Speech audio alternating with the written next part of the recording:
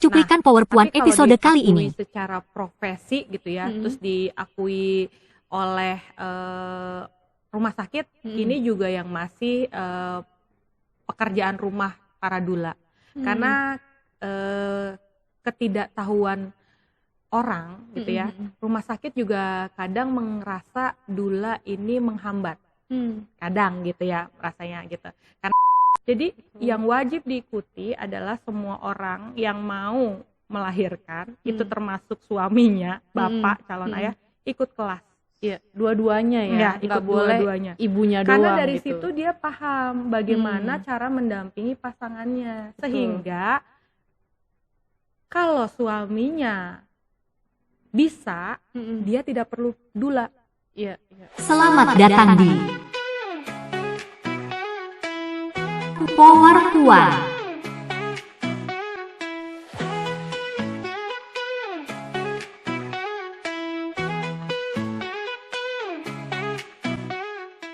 Hai Sobat Puan, ketemu lagi bareng aku Dede di podcast Power Puan. Kali ini tentu saja aku nggak sendirian karena nggak mungkin aku ngobrol sendirian. Sudah ada bintang tamunya di sini, ada Mbak Eta. Halo Mbak Eta. Halo Dede. Apa kabar Mbak Eta? Kabar baik tentunya. Oke, mungkin Mbak Eta juga mau menyapa Sobat Puan di rumah nih, sekaligus memperkenalkan. Halo Sobat Puan, saya Margareta yang kerap disapa Mak Dula Eta. Saya seorang dula. Apa kabar semuanya? Semoga Sobat Puan semua sehat-sehat ya. Oke. Oh, dula ya. Oh iya, Mbak Eta ini adalah seorang certified birth doula gitu ya. Sebenarnya itu apa sih, Mbak? Iya. Oke, jadi dula aku mungkin menjelaskan dari arti dula terlebih dahulu ya. Jadi dula dari bahasa Yunani artinya itu pelayan perempuan. Oh, jadi pelayan perempuan ini dulu dipakai terminologi dula di awal itu di tahun 92-an lah di Amerika tentunya. Pelayan perempuan atau pendamping perempuan untuk kehamilan, persalinan, dan pasca persalinan. Nah, kemudian ya kalau di Amerika tuh kan memang mereka berkembang bahwa metode persalinan tuh natural birth. Jadi kehadiran dula itu juga bersamaan dengan berkembangnya natural birth. Jadi si dula ini hadir untuk mendampingi khususnya ibu dan janin gitu ya, mempersiapkan diri dalam proses kehamilannya, persalinannya, dan pasca persalinan. Nah, di Indonesia itu awal-awal datangnya sebetulnya udah di 2012. Jadi sebetulnya udah lebih dari 10 tahun ya. Datang gitu ya lewat workshop pertamanya gitu ya. Jadi pertama yang paling duluan adalah memang berdula. Jadi dula untuk mendampingi persalinan. Jadi 2012 itu di Indonesia mulai ada pelatihan berdula yang akhirnya juga beberapa dula lahir lah ibaratnya gitu ya. Nah, kalau aku kebetulan certified di tahun 2017. Jadi sudah ini tahun ke-8 ya. Jadi seperti itu. Jadi dula itu apa? Dula ini pelayan perempuan untuk sisi emosional, jadi non medis. Dula hadir itu non medis gitu ya, pendampingannya untuk sisi hadir secara fisik, mendampingi si perempuan, lalu memberikan pendampingan emosional dan psikologis supaya ibunya mengalami kehamilan, persalinan, pasca persalinan yang minim trauma. Kalau aku pribadi goalsnya itu biasanya yaitu minim trauma. Ya, seperti itu. Jadi dula itu dari asal arti katanya dan fungsinya gitu ya. Seperti itu deh. Tadi Mbak Eta udah bilang juga kalau misalnya dula ini masuk ke Indonesia di tahun 2012 ya. Berarti sebetulnya ini juga sudah cukup lama ya. Dan di Indonesia pasti udah nggak baru lagi gitu ya. Bahkan udah banyak gitu. Dan sekarang nih kayaknya trennya tuh udah balik lagi ke natural birth gitu kan. Nah kalau buat sekarang nih dula seperti apa sih perkembangannya di Indonesia profesi ini gitu? Ya, Jadi kalau di Indonesia pas 2012 itu juga hadir sebuah komunitas yang namanya dulu Gentle Bird untuk semua. Jadi mereka singkat tuh GBUS lah gitu ya. Nah, itu salah satunya tuh istilahnya foundernya ya, ada Bidan kalau saya nggak salah gitu ya, Bidan Yesi, lalu ada Mas Reza Gunawan almarhum gitu ya. Jadi mereka ya itu mau mencoba natural birth itu sebagai suatu hak gitu loh. Setiap perempuan, setiap keluarga yang mempersiapkan persalinan tuh punya hak untuk dapat pengalaman natural birth. Mereka bilangnya gentle birth gitu ya. Jadi persalinan yang lembut gitu ya, karena kayak gitu. Jadi seperti itu, datang dengan filosofi itu. Jadi dari 2012 itu juga lumayan banyak marak gitu ya. Tapi sayangnya dulu kelasnya tuh masih terbatas. Jadi kalau kayak saya waktu itu melahirkan di 2013, jadi di 2012 itu saya coba udah hamil kan, 2012 saya coba cari tahu gimana ya supaya melahirkan yang nggak menyeramkan.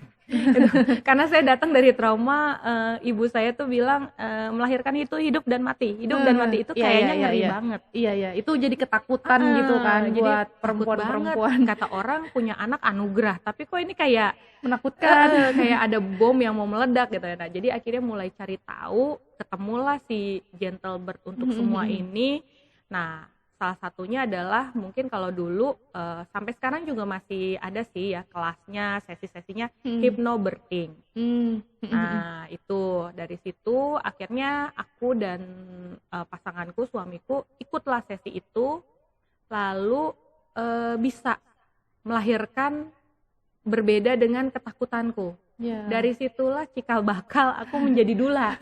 Jadi ketika pas udah melahirkan kok ngerasanya wah nggak semenyeramkan yang aku bayangkan. Terus aku datangnya itu beneran literally ketika itu keluar muncul message-nya atau insight-nya itu aku pengen banyak perempuan dapat informasinya yang tepat gitu loh. Jadi bukan ditakut-takutin.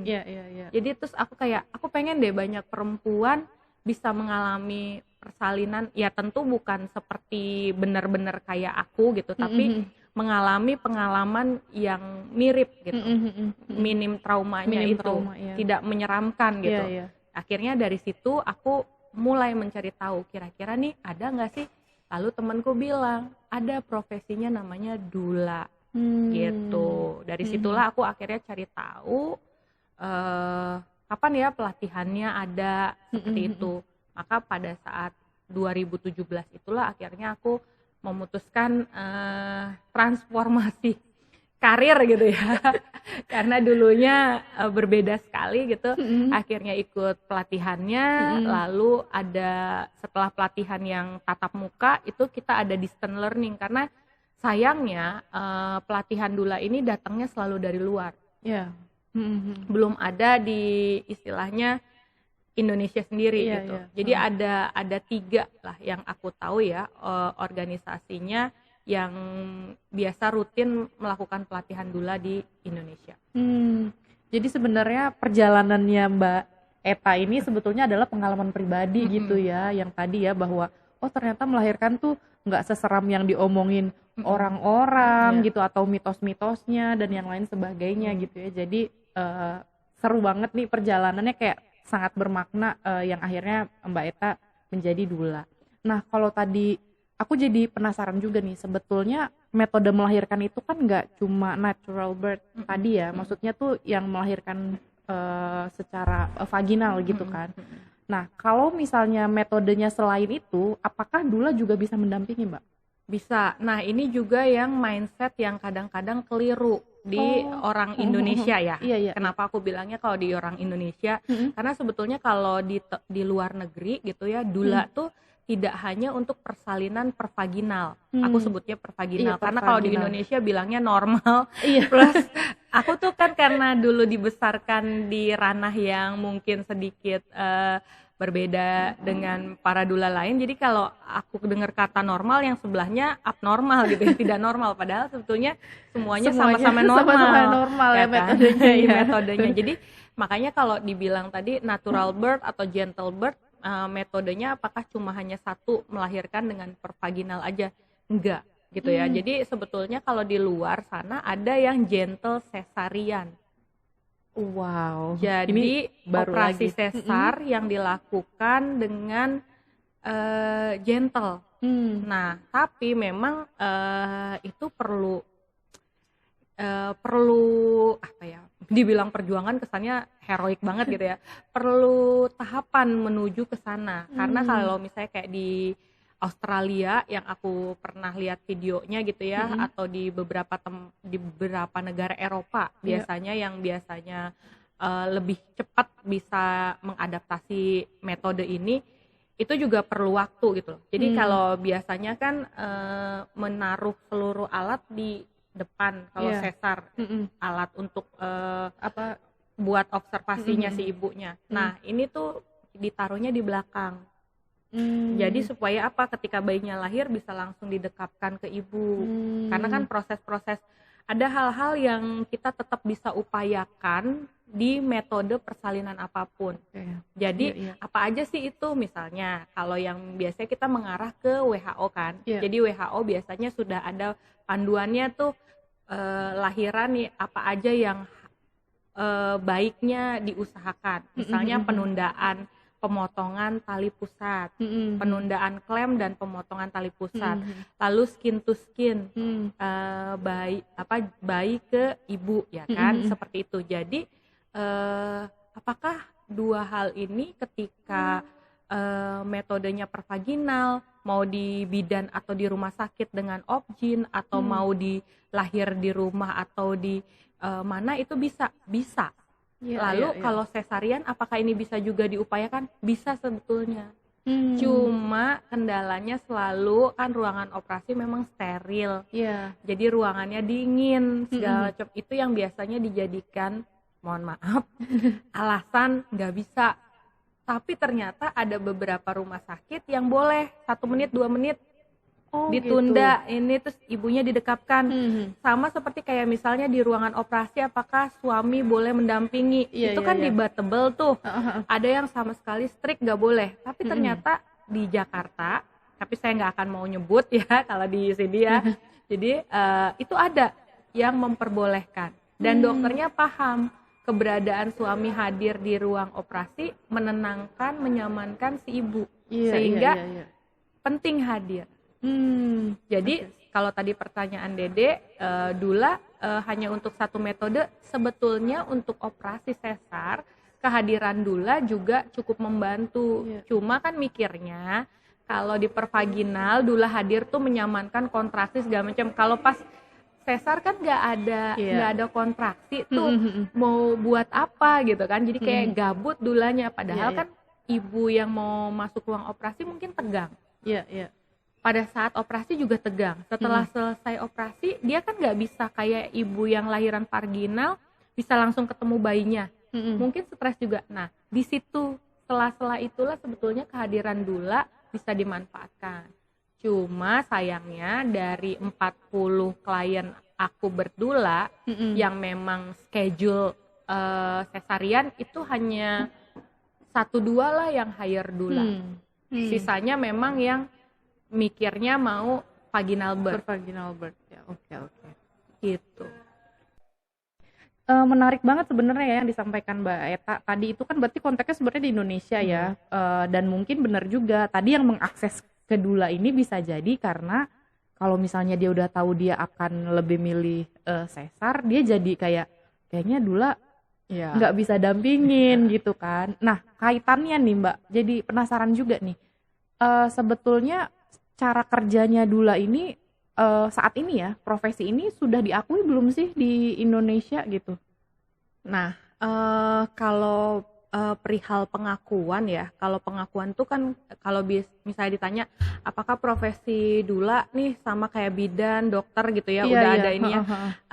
Aku mungkin jawabnya belum ya, karena sebetulnya ini seperti kayak profesi informal gitu loh. Jadi profesi yang misalnya kita bilang kayak no tulis gitu ya, atau kayak guru les yang independen gitu ya. Itu kan biasanya nggak ada payungnya, dan dula ini pun belum ada wadah yang menaungi seluruh dula, karena mereka juga hadir dari 3 organisasi yang berbeda atau dari organisasi yang berbeda lah gitu. Nah paling kalau dari satu alma mater atau satu organisasi ya itu kita ada WhatsApp grupnya, kita punya website, jadi nama kita tercantum juga di website seluruhannya. Jadi website organisasi si tempat kita certified ini gitu ya.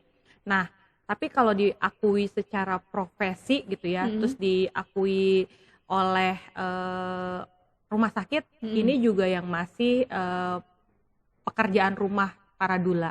Karena ketidaktahuan orang gitu ya, rumah sakit juga kadang merasa dula ini menghambat. Kadang gitu ya rasanya gitu. Karena saya juga pengalaman menjadi dula 8 tahun ini, tidak semua rumah sakit yang legowo misalnya nerima atau ada yang bidannya juga ini siapa gitu-gitu apalah apa gitu. Nah jadi biasanya umumnya saya kalau ketika ada calon klien, saya nanya rumah sakitnya di mana gitu ya, terus saya akan lihat saya udah pernah belum ya sama dokter ini. Kalau belum pernah biasanya saya minta nemenin dulu pada saat konsultasi kayak gitu. Jadi beberapa rumah sakit besar di Jakarta sih kalau Opjin ya juga dia update info, pengetahuan, mereka tahu dula karena kan di luar negeri udah sangat ada, ya? banget dikenal gitu ya profesi dula ini. Jadi mereka biasanya terbuka, dan mereka udah paham ranah kerjanya, biasanya nggak akan menghalangi. Karena mereka tahu ini non medis, saya yang medisnya gitu. Jadi nggak akan ketakutan gitu dengan kehadiran dula. Nah, paling mungkin dokternya minta ketemuan dulu sama dulanya supaya kita ngobrol lah. Kita kan karena teamwork nanti di lapangan pada saat hari H.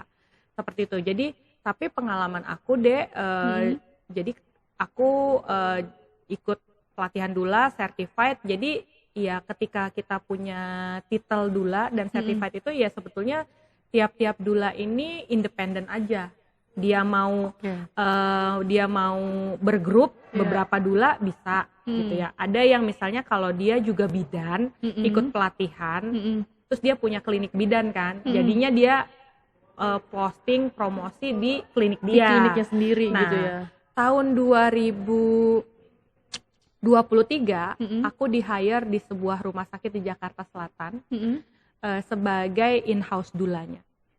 Oh, wow. Dan ini sebetulnya rumah sakit yang sekarang membranding dirinya adalah Rumah Sakit Sultan. Ya, dulu dia punya klinik di Prapanca, lalu dia okupasi rumah sakit lama di daerah Panglima Polim. Itu. Nah, sekarang udah berganti nama seperti nama klinik yang di Prapanca itu. Nah, itu di situ jadi dia branding bahwa dia sangat memahami kebutuhan perempuan. Karena ownernya juga ya kalau misalnya sering pergi keluar minimal ke Singapura atau paham lah. Jadi ini ada dula, ada postpartum dula atau apa. Jadi dia pengen. Waktu itu ada klien saya memang yang orang Brazil melahirkan di sana. Jadi dilihat kan, dia pakai dula nih. Jadi akhirnya aku dikontak. Nah waktu itu aku di-hire 6 bulan. Waktu itu betul-betul jadi karyawan. Selama beberapa tahun tidak menjadi pegawai gitu, akhirnya 6 bulan menjadi in-house dula di rumah sakit itu. Jadi apa yang aku lakukan, aku bikin kelas. Jadi aku develop modul, mereka minta aku mendevelop modul childbirth education class. Aku membuat kelas untuk para calon ibu dan bapak yang ibunya hamil gitu ya. Jadi masuk kelas itu. Lalu sebagai dula di di rumah sakit itu. Jadi kalau dia mau hire dula, kita ada nih in-house dula kita, silahkan pakai in-house dula kita gitu kan ya. Udah itu selama 6 bulan, lalu berlanjut setahun lah, tapi tidak full time. Jadi aku hanya kalau ada peserta kelas aku hadir, kalau ada yang mau didulain ya aku hadir gitu. Nah, itu ada menarik dan keuntungan dan kelemahannya lah ya. Jadi kalau in-house dula itu enaknya memang ya pasien tinggal ada nih kita dulanya pendampingan. Tapi yang menarik adalah ketika ada kehadiran itu dari dalam juga bertanya-tanya ini siapa?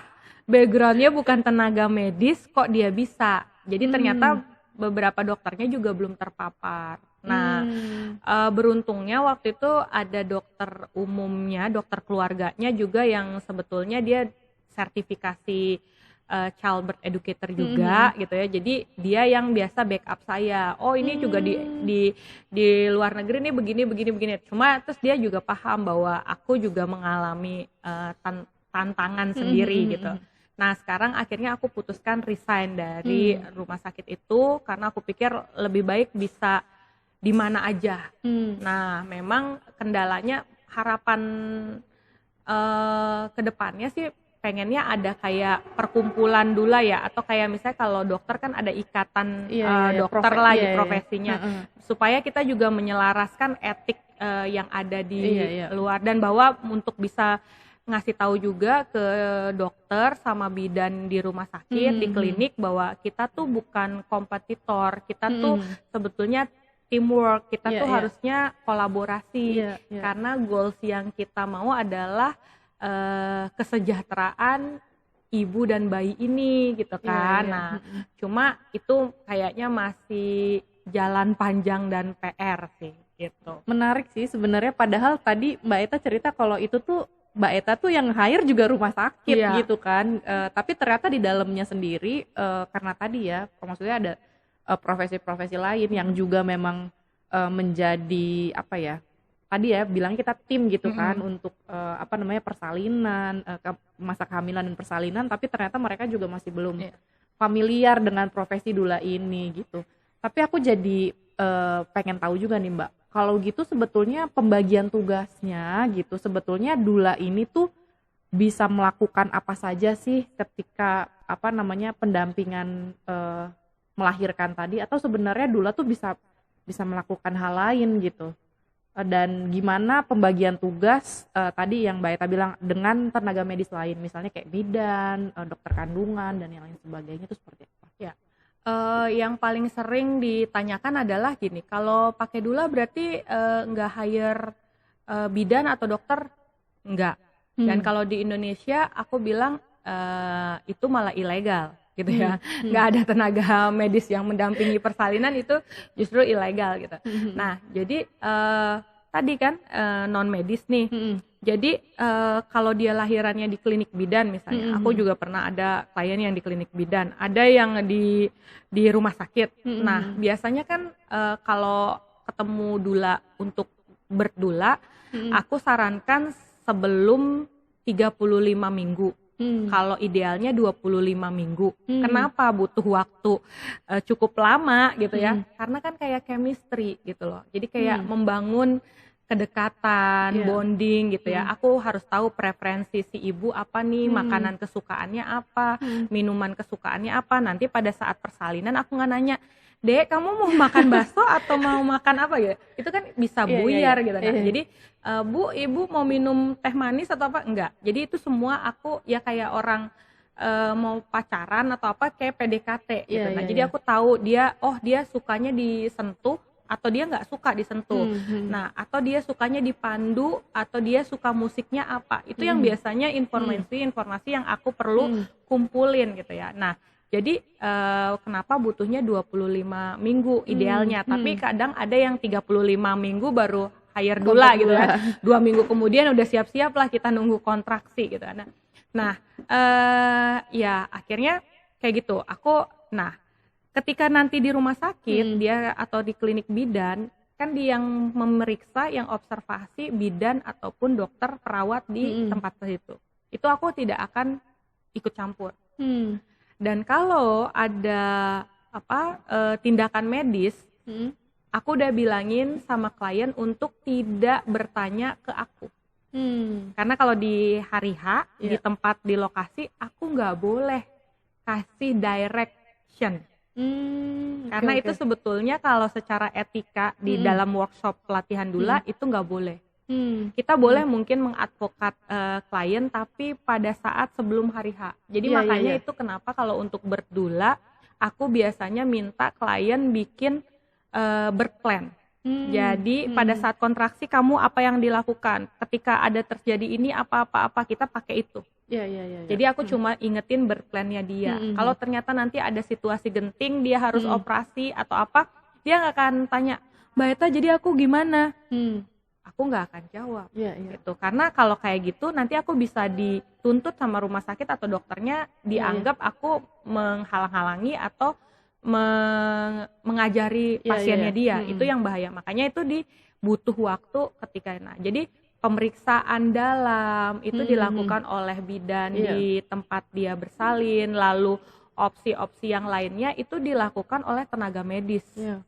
Yang menentukan ini itunya tahapan selanjutnya adalah tenaga medis. Bidan bidan dan dula dan dokter. Dula hanya mendampingi, hadir secara penuh di situ untuk si ibunya tetap tenang dan tetap rileks gitu. Jadi ya biasanya ya yang persalinan didampingi dula tuh ya jarang lah yang teriak-teriak nggak kekontrol misalnya gitu. Biasanya ya kita pandu nafas, ya kalau kelepasan gitu kan biasa ada misalnya ya tarik nafas lagi. Nah, tapi minim lebih tenang.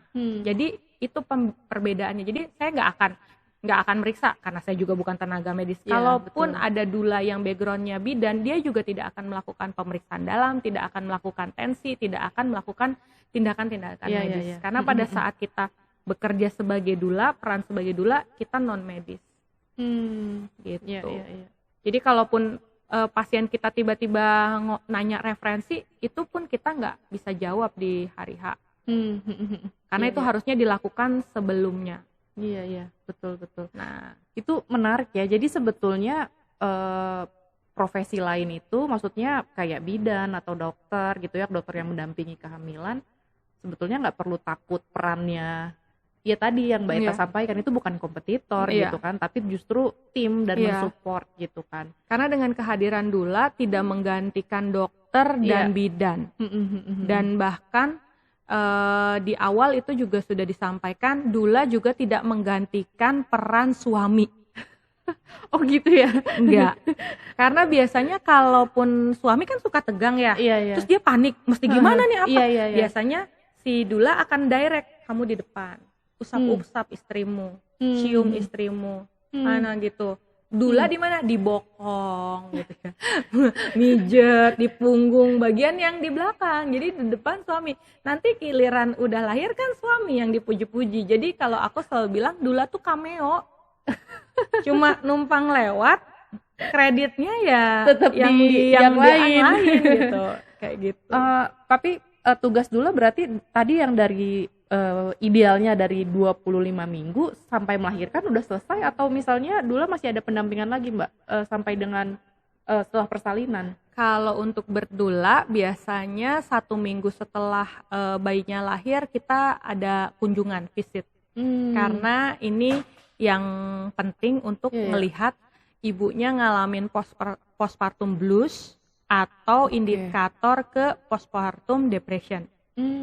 Karena kalau dari riset-riset yang yang beredar gitu flyer-flyernya kan kehadiran dula menurunkan angka postpartum depression, menurunkan angka pemakaian painkiller, menurunkan persalinan secara sesar kayak gitu. Jadi makanya kalau untuk berdula, untuk kalau di layanan aku ya biasanya kita ketemu 2 kali sebelum persalinan, Iya. lalu ketemu di saat persalinannya yang itu nggak tahu berapa jam. Jadi aku pasti nggak akan tinggalin sampai 2 jam setelah bayinya lahir. Jadi kalaupun bayinya lahir juga aku nggak langsung pulang gitu. Aku tunggu 2 jam ya, karena 2 jam itu biasanya udah dinyatakan aman bayinya, ibunya aman, aku baru pulang. Lalu nanti kita janjian lagi setelah ibunya pulang, sudah pulang ke rumah.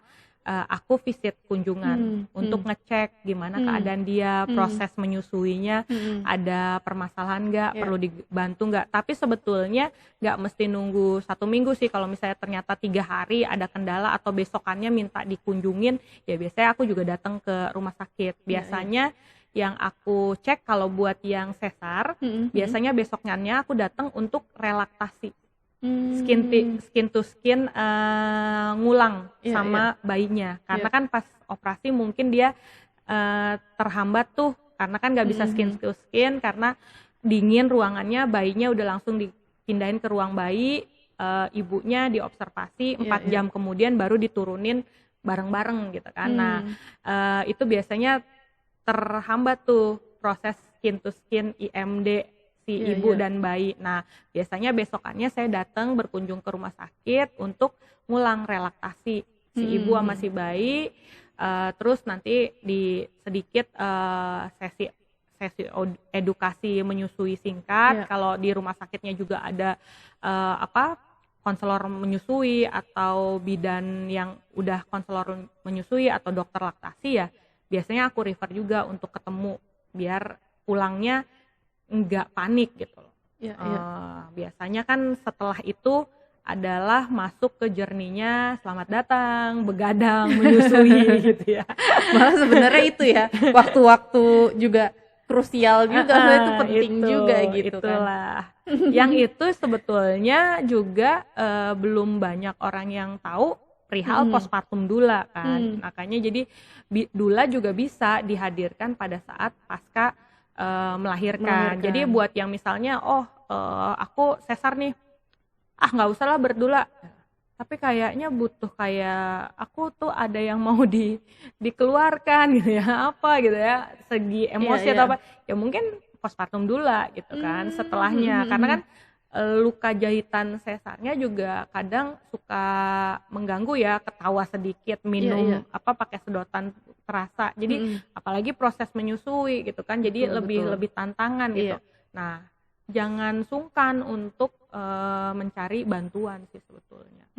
Nah, yang ini mungkin beberapa provider atau layanan rumah sakit atau klinik bersalin tuh belum begitu banyak tahu gitu ya. Yang tahu yang lebih masif kan sebetulnya kayak home care bidan. Jadi kayak layanan home care buat kayak mandiin bayi, jemur bayi atau apa gitu-gitu loh. Tapi mereka kan cuma singkat tuh, kayak cuma sejam aja gitu loh. Nah, kalau postpartum doula itu biasanya kalau aku ya itu sesinya 6 jam. 6 jam sehari atau bisa nginep juga gitu kalau dibutuhkan. Jadi gitu. Doula ini kan tergantung kebutuhan si ibunya ya gitu kan. Ini kalau yang dari Mbak Eta ceritakan kan sebetulnya kehadiran doula ini sangat bermanfaat ya di setiap prosesnya gitu loh, proses kehamilannya, persalinannya, sampai bahkan selesai persalinan ya, yang tadi harus menyusui dan yang lain sebagainya gitu. Sebetulnya kehadiran doula ini tuh seberapa penting untuk seluruh proses proses perempuan ketika hamil, dan apakah semua perempuan sebetulnya butuh pendampingan doula? Oke. Ya, kalau pertanyaannya apakah semua persalinan wajib didampingi doula, walaupun saya sebagai profesinya doula gitu ya, kalau misalnya saya bilang wajib itu berarti kan masuknya ke pendapatan saya gitu ya. Tapi kalau secara netralnya saya jawab tentu tidak semua persalinan membutuhkan kehadiran doula. Nah, mungkin kita agak mundur sedikit gitu ya. Ketika sebetulnya mundurnya agak panjang kalau narasumbernya saya, karena saya sebetulnya gini, ketika mau hamil saja baiknya kedua orang pasangan ini bersiap kehamilan. Bersiap kehamilan berarti sudah minimal memproses dulu ketika jadi anak bagaimana. Itu satu. Itu saya ada kelasnya. Lalu oke lah kita nggak ngomongin itu karena kebanyakan orang Indonesia nggak melakukannya. Jadi tiba-tiba aja hamil, Ya. kan? Lewat tespek biasanya kan, terlambat atau apa. Udah nih, apa sih yang biasanya kerap dilakukan ketika tahu hamil? Bingung. Kalau sekarang mungkin googling aja lah gitu ya, cari tahu, chat GPT gitu ya, tanyanya AI gitu ya. Untungnya kemarin saya coba-coba di chat GPT, nama saya udah muncul di situ ya. Oke. Terus kalau enggak mereka pasti cari cek untuk ngecek kehamilannya. Oke, itu udah bagus ya. Maksudnya untuk ngecek kehamilan, ketemu ke obgyn atau ketemu bidan gitu ya. Bisa di puskesmas, bisa di klinik bisa. Tapi kalau berlanjut nih, katakanlah udah 18 minggu atau 20 minggu udah masuk trimester pertama. Kebanyakan apa? Atau mulai udah 4 bulan lah, atau apa yang dilakukan? Biasanya belanja kan. Belanjanya barang. Persiapannya itu. Padahal persiapan persalinan itu biasanya adalah kita mau siapin tubuh, pikiran, dan jiwa. Yang kalau menurut aku sisipkan investasi. Jadi apa yang harus dilakukan? Jadi kalau misalnya apakah semua orang yang tahu dia hamil, ini yang wajibnya? Edukasi diri, berdaya. Boleh beli buku, biasanya buku bacaannya tebel-tebel. Iya, kalau buku yang beneran literally ngebahas trimester pertama, kedua, ketiga sampai fase persalinan lalu menyusui, itu sama buku yang kami baca waktu pelatihan gitu, tebel. Menyusui lagi tebel. Nah, yang bisa memadatkan itu adalah ikut kelas persiapan sebetulnya. Childbirth education class. Ada banyak sekarang. Nggak mesti lewat saya juga ya. Yang nonton podcast ini Sobat Puan pasti juga mungkin follow Instagram atau apa beberapa doula yang lain, childbirth educator yang lain.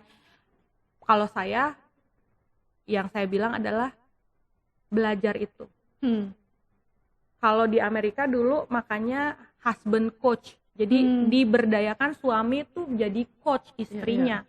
Nah, tapi gimana supaya suami laki-laki yang nggak punya rahim, yang selama ini nggak pernah ngerasain menstruasi segala macam, bisa mendampingi? Kan dia harus tahu apa sih yang terjadi pada saat perempuan awal-awal kehamilan, kenapa itu muntah, apa penyebabnya, terus bagaimana cara dia mendampingi si istrinya. Ternyata moodnya swing, tiba-tiba nangis, tiba-tiba ya aku takut ini. Aku pun mengalami itu pada saat kehamilan. Tapi karena sudah mengedukasi diri gitu ya, sudah tahu, ya udah. Dan yang ikut kelas wajib suami istri. Hamilnya kan berdua, bisa bikin hamilnya itu berdua ya. Dan tahu nggak, ini kalau Dede dan Sobat Puan mungkin ya teman-teman podcast udah tahu lah ya. Sel telur itu bertahan cuma 24 jam, ya kan Dek? Luruh dia jadi menstruasi. Tapi tahu nggak, sperma bertahannya 72 jam, 3 hari. Kenapa kita yang perempuan terus yang harus mempersiapkan segala macamnya? Jadi yang wajib diikuti adalah semua orang yang mau melahirkan, itu termasuk suaminya, bapak, calon ayah, ikut kelas. Dua-duanya ya, ikut dua-duanya. Ibunya doang. Karena dari gitu. situ dia paham bagaimana cara mendampingi pasangannya. Sehingga kalau suaminya bisa, dia tidak perlu doula. Jadi membangun empati suami ya. Membangun bonding sebelum bayinya lahir. Jadi di kelas-kelas itu kan masih dikasih teknik bernapas, teknik menyamankan. Ketika kontrasi datang, apa aja yang bisa dilakukan, tips and tricksnya apa. Itu bisa dilakukan bapak-bapak.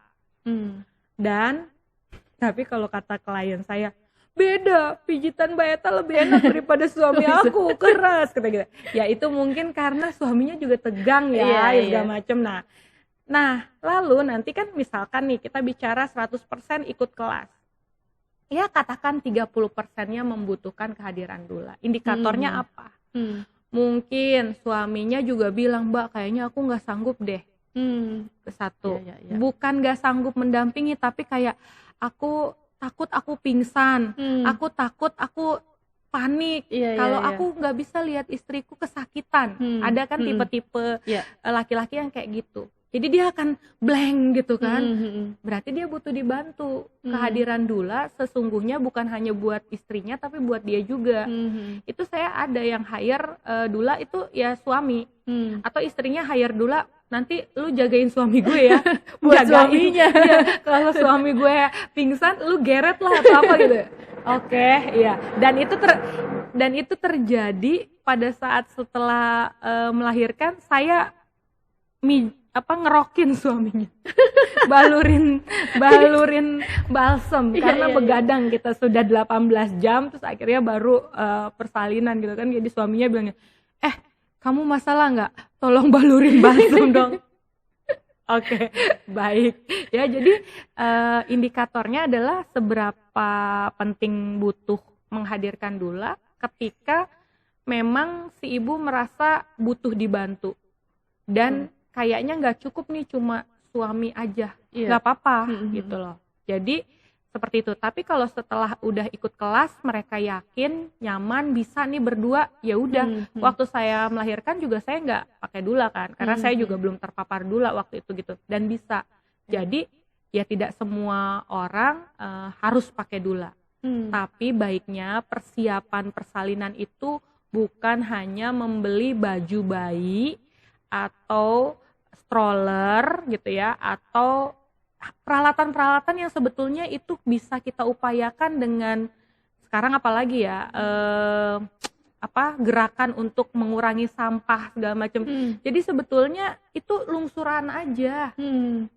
Karena baju bayi yang baru newborn itu sampai 3 bulan itu udah lama dan masih bagus-bagus. Karena dulu anak saya lungsuran.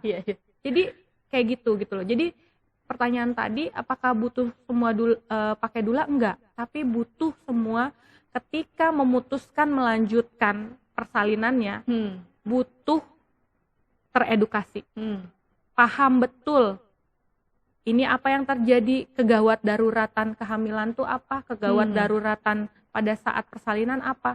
Karena seringkali tindakan-tindakan yang nggak perlu tuh karena kita nggak tahu. Gitu. Jadi indikatornya gitu. Kalau memang dirasa setelah teredukasi nih, tapi kayaknya saya tetap butuh ada pihak yang netral di luar kami berdua, ya udah hadirkan doula. Gitu. Dan itu tenaga profesional gitu kan. Karena biasanya kan kalau kita tahu ya, maksudnya di Indonesia ini kan kalau misalnya mau melahirkan tuh paling melibatkannya tuh ya orang-orang terdekat lagi, misalnya kayak ibunya, mertuanya, entar siapa, tantenya siapa gitu kan, yang semuanya tuh nah kalau tante dan ibu yang mau dilibatkan, ajak mereka juga hadir di kelas. Oh ya, betul jadi supaya tahu ya, supaya jadi nggak ganggu. Kadang-kadang aku suka bermasalah adalah ketika pada saat persalinan ada ibu atau ibu mertua. Justru ya. Iya, jadi bukan dari suami gitu. Bukan, jadi kadang-kadang kan tiba-tiba ada kalau waktu dulu Covid kan terbatas. Kalau sekarang kan akhirnya ibunya bolehlah ikut juga selain doula hadir juga. Jadi ada banyak tuh di situ. Nah, ketika si ibu yang mau melahirkan ini kesakitan, si ibunya, si nenek ini yang bakal jadi nenek nggak kuat ngelihat anaknya kesakitan kan. Biasanya kata-kata refleks yang timbul itu adalah bibit-bibit trauma. Misalnya, jangan berisik, nyebut. Seperti itu. Dan kalau di kelas kita udah ajarin, jangan nyebut, contohin apa yang dia harus sebut. Misalnya, kalau saya kan akhirnya memahami, klien saya agamanya apa, backgroundnya apa. Kalau misalnya Islam, ya udah saya bilang astagfirullah, alhamdulillah. Kita bantu dia. Karena apa? Ibu itu mirroring. Nah, tapi kan si ibu yang nggak ikutan kelas nggak tahu, jadinya begitu. Itu yang fatal sebetulnya. Jadi kalau kamu mau menghadirkan siapapun dalam persalinanmu, pastikan dia juga memahami dan bisa mendukung. Makanya kalau di kelas ada tuh yang misalnya suami aku long distance mbak, boleh nggak diganti ibu aku yang nanti juga akan nemenin? Boleh. Atau tantenya atau siapa gitu. Jadi hadirkan di kelas orang-orang yang memang mau jadi support system kita. Jadi dia tahu, oh ini tuh begini, oh ini tuh suatu hal yang normal terjadi kalau ibu mau melahirkan itu bersuara.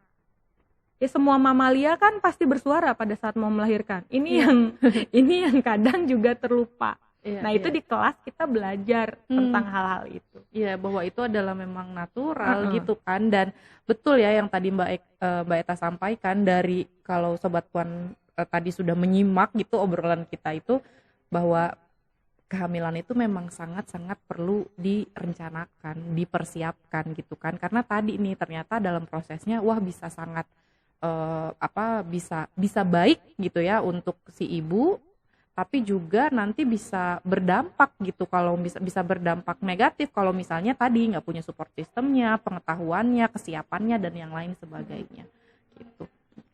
Ini mungkin pertanyaan terakhir ya Mbak Eta untuk sesi podcast kali ini. Mungkin nanti Mbak Eta juga mau ya kalau diundang lagi. Boleh. Mungkin Mbak Eta mau menyampaikan pesan untuk Sobat Puan di rumah terkait perjalanan reproduksi yang aman, nyaman dan juga penuh kendali itu harusnya seperti apa sih gitu. Oke, ya mungkin tadi kan sedikit aku udah bilang bahwa sebetulnya kalau persiapan persalinan belakangnya tuh ada persiapan kehamilan gitu kan. Karena sebetulnya keputusan untuk mau punya anak, nggak mau punya anak itu sebetulnya ada di kendali kedua orang ini gitu ya. Misalnya ya kita ngomong di kebiasaannya di culture Indonesia lah ya, biasanya ya itu ya udah pasangan ini gitu memutuskan mau punya anak nggak punya anak gitu ya itu. Nah ketika memutuskan misalkan mau punya anak gitu ya itu kehamilan baiknya juga dipersiapkan. Terus kita juga ngelihat bahwa usia gitu kan, terus juga kesehatan fisik.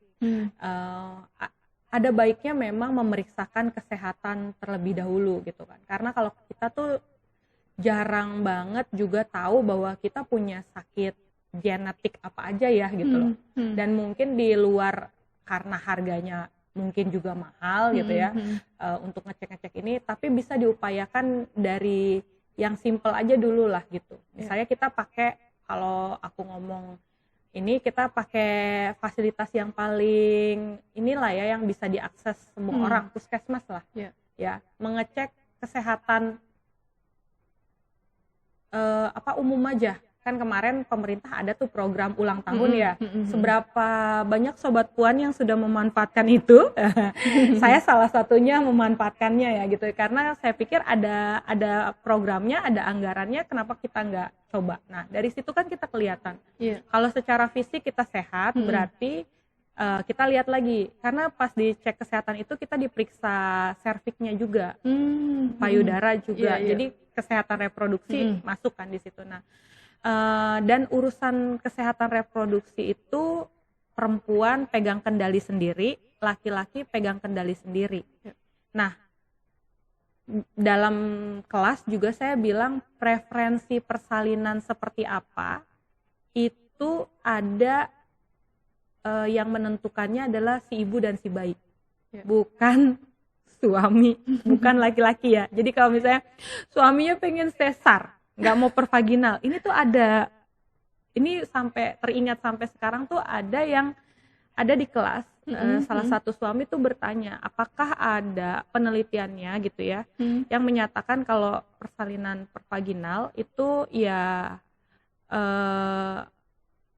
membuat misalnya kesejahteraan pasangan menurun. Itu. Pokoknya itu. Inti pertanyaan dia mengarah ke sana. Kita semua pengajar sampai berkali-kali karena kayak istrinya tuh bilang, suami saya pengennya saya sesar tapi saya pengennya pervaginal. Jadi ikut kelas itu dia tuh mau cari tahu tuh sampai saya akhirnya bercerita juga pengalaman saya gitu ya jadinya. Dan kan karena saya hadir dari pasangan yang mungkin terbuka ya, jadi saya juga suka tanya sama suami saya gitu, apakah ada perubahan atau apa. Suami saya malah bilang justru setelah punya anak kesejahteraan kami meningkat gitu. Jadi berarti kan tidak ada hubungannya dengan saya lahir pervaginal sehingga bayangannya terus kita Berubah juga bilang gitu bahwa mulut rahim dengan vagina yang Bapak lihat itu berbeda. Mulut rahim ada di dalam. Ini kan berarti edukasi tersendiri perihal reproduksi saja belum dipahami sedemikian gitu kan. Ya kalau laki-laki penis itu ya itu hanya itu saja, tidak ada lagi di dalam layernya lagi gitu. Tapi kalau rahim, kita ngomongin rahim, serviks dan itu reproduksi perempuan tuh sangat unik dan sebegitu luar biasanya yang tadi saya bilang. Kita cuma 24 jam, kenapa kontrol kehamilan cuma di kita doang. Nah ini pun juga nggak banyak perempuan yang memahami itu. Sehingga biasanya kalau aku di kelas itu jadi celah awal para ibu memahami sistem reproduksinya dan hak reproduksinya, bahkan ditarik lebih dalam lagi hak dia sebagai perempuan. Jadi perihal misalnya, oke, menyusui itu hak anak, iya. Ibunya juga punya hak. Kalau dia nggak punya support system, terus dia stres sendiri untuk ngasih makan anaknya, terus dia gila, terus gimana? Apakah nih anak juga bisa? Enggak kan gitu. Jadi tapi bagaimana saya bisa masuk ke sana? Makanya dari kelas kita bahas, makanya di kelas kita juga nggak cuma ngomongin tahapan persalinan, tapi kita juga hadirkan tuh sistem reproduksi perempuan dan laki-laki, karena yang pada saat hamil perempuan gitu, jadi lebih detail tentang reproduksi perempuan. Jadi enaknya kan ya kalau perempuan dewasa sudah sadar betul hak reproduksinya. Jadi sehingga dia juga tahu nih ketika hamil dia harus gimana, tapi kenyataannya di kita belum seperti itu gitu. Nah, aku pun sebagai doula gitu ya, di beberapa doula juga kayaknya kita mau kolaborasi untuk ini juga masih minim gitu ya. Nah, mungkin aku sih ya tadi kemarin ketika diundang hadir ke sini tuh kayak mikir mungkin ya nanti bisa berikutannya kolaborasinya gitu ya. Ini cuma sekedar ini aja ya. Mungkin nanti juga bisa ini ya minta bantuan. Maksudnya minta masukannya Sobat Puan juga gitu ya. Kalau aku sih pikir kadangkala kelas persiapan itu aku bingungnya adalah kenapa ya orang banyak yang nggak mau akses. Itu. Oke. Masalahnya di kendala biaya aku sudah gratiskan juga tetap ternyata minatnya nggak begitu banyak jadi gitu sehingga ketika ternyata kemauan untuk berdaya teredukasi juga kitanya minim gitu loh. Tapi ketika punya masalah, terjadi udah gangguan lah, udah terjadi masalah, baru bingung gitu loh. Yang sebetulnya ongkosnya jadi lebih mahal. Betul. Itu sih. Jadi makanya kalau aku pesannya adalah sebelum hamil baiknya sadar. Nanti tuh akan berefek pada apa saja. Terus dipahami tubuhnya gitu ya. Betul. Terus kadang saya suka dibilang gini, kamu anti sesar ya tak? Enggak. Saya enggak anti sesar, tapi saya selalu bilang adalah pilihlah metode yang benefitnya lebih banyak, resikonya lebih minim. Itu. Karena gini, kalau kamu cuma takut karena kontraksi itu, kamu pilih yang B misalnya, tapi kamu sadari dia ada resikonya apa aja dan seberapa panjang. Karena lagi-lagi kadang resiko ini tidak disampaikan secara detail dan itu biasanya aku keluarkan di kelas lebih detail. Kalau di sini kan aku takut juga ya nanti disu. Enggak, ini nanti kita buka kelas lagi ya buat Mbak Eta khusus. Gitu.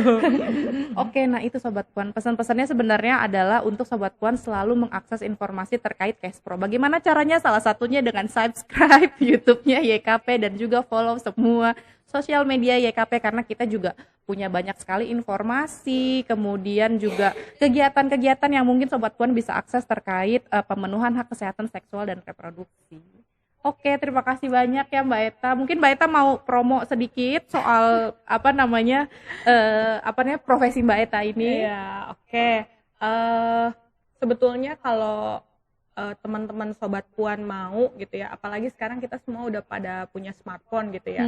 Kalau aku selalu sedikit ketika agak nyinyirnya gitu ya, punya smartphone harusnya juga smart brain gitu ya. Jadi carilah channel-channel gitu ya atau akun-akun yang memang bisa mengedukasi kita. Jadi sekarang orang pada bilang, "Tak, sekarang banyaknya di TikTok" gitu. Karena saya gak punya banyak energi juga ya untuk semua akun gitu ya. Jadi ya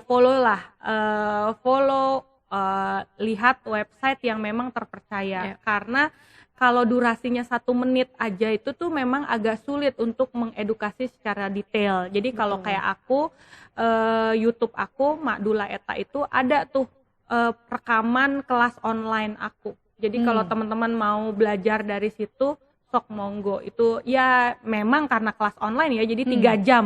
Ya udah 3 jam tuh gratis gitu ya, semuanya saya keluarkan di situ gitu ya. Kalau nggak mau akses juga kan saya bingung. Yang kalian mau lahirkan itu bukan cuma seonggok daging. Itu yang aku selalu bilang di kelas, mereka udah punya spirit, udah punya jiwa, karakter, emosinya udah hadir. Jadi bersiap. Oke, nah jangan lupa juga tuh Sobat Puan buat follow YouTube-nya Mak Dula Eta. Dan juga mungkin Sobat Puan mau punya banyak pertanyaan soal profesi Dula ini, mau ngobrol lebih banyak bisa langsung hubungi Mbak Eta. Dan Sobat Puan juga kalau misalnya mau kasih kita ide buat next narasumber kita mau siapa atau mau ngomongin topik apa, jangan ragu buat DM atau komen ya. Oke, kalau gitu Sobat Puan sampai ketemu lagi di episode berikutnya. Bye-bye.